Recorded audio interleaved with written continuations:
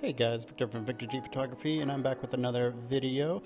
This one I am shooting outdoors with this awesome model Tania, who I've shot with before. You can see her work in some of my other videos on my YouTube channel. Links for her are going to be in the description below. She is a fitness model, and we wanted to do something outdoors. She brought her brand new Mustang with her, and we wanted to get some incredible shots. So the gear that I'm using is my Nikon Z6 with a 70 to 200 2.8. The lighting that I'm using today is the AD600 with just the 7-inch reflector on it. I did have a 32-inch octo, but it was a little too windy, and also I wanted to be able to get like just a nice sharper lighting onto the model. So with just the reflector, it creates a little bit of a harsher light, which was really good for how the photos came out.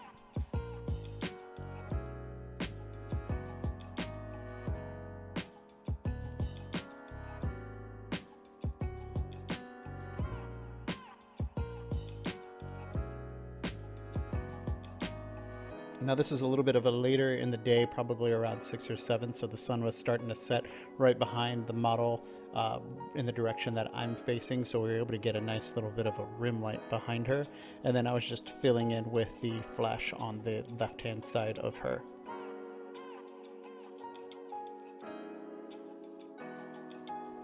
My settings for these are pretty easy. My ISO is at its lowest that it can go at 100.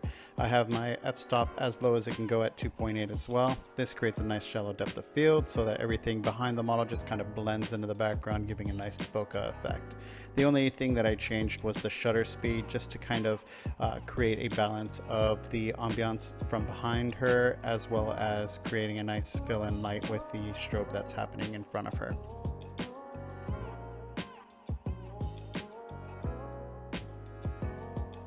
I'm shooting in high-speed sync just because 1/250th of a second is the normal sync speed for my flash. So when you're using high-speed sync, it just takes a little bit more power from the strobe itself, but almost all strobes nowadays can shoot in high-speed sync, which just makes it so much easier. Technology these days has really progressed and made shooting so much more user-friendly, especially for outdoors, because before you were limited to 1/250th of a second, and if you wanted to shoot at a shallow depth of field, you'd have to get something like ND filters to put on your camera. It just makes it so much easier now that technology has caught up and made things more accessible to others.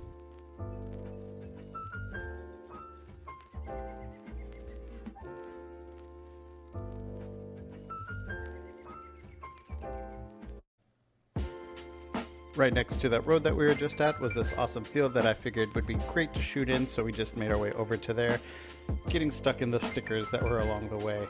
I am still shooting with the 70 to 200. I still only have the 7-inch reflector on the strobe itself. Photos turned out really good. I'm still having the sun to her back, creating a nice rim light. I just wanted to get that nice depth of field with the field right behind her, just to kind of make it look like she's just completely immersed in it all.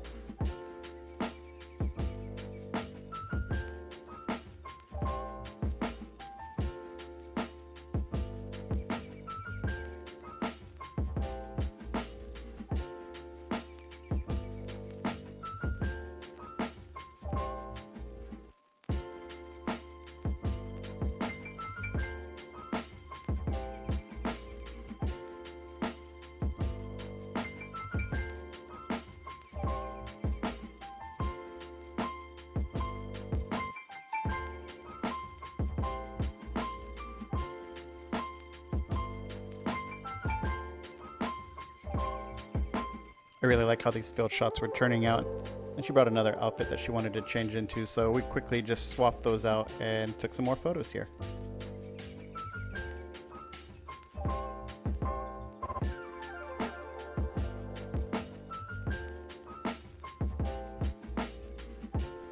Since everything was staying the same as far as the shoot, I really didn't have to change any of my settings, so most of the time I just had to plug it in the first time, make sure that it was calibrated correctly, and just continue shooting, having fun, doing different poses, you know, switching it up, going different directions with however we were feeling at that moment.